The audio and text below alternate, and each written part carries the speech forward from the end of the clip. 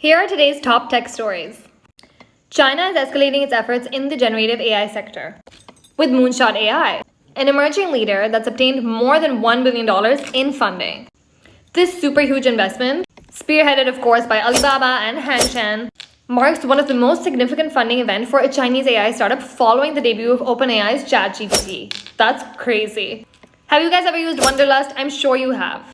Its founder, Christian Reber, is launching something new called Superlist after a 3-year development phase, 3 years, and 13.5 million euros in funding.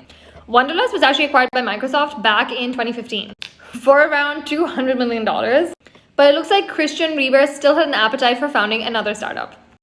And Jack Ma's wife is making some significant deals in Singapore. She just made some very heavy investments in property in Singapore. Where is that money coming from? And it looks like the insect food sector in Singapore is booming. Yep, you heard that right. Insect food sector.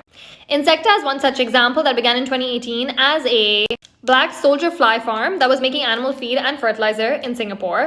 But it shifted recently to actually extracting materials like chitosan and melanin from fly cocoon shells in 2019.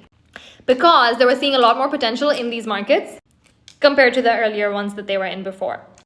And GM is aiming to increase its reach of the Super Cruise advanced driver assistance system by extending it to approximately 750,000 miles of rural roads and highways across the US and Canada by 2025.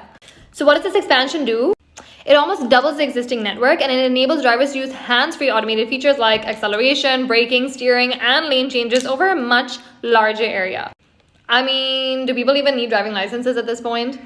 And of course, Meta had to declare something very annoying. It just declared that it's going to impose a 30% fee on advertisers who wish to enhance the visibility of their Facebook and Instagram posts through the platform's iOS apps.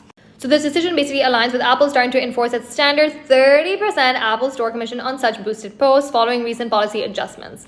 But instead of absorbing the Apple tax themselves, Meta's saying, and they're going to pass the cost directly to marketers and creators using the boost feature on iOS. Good job, Meta. And that's it for today's news. If you enjoyed this video, please subscribe to our YouTube channel or give us a follow on Techzi so that we can keep bringing you the latest tech news that there is.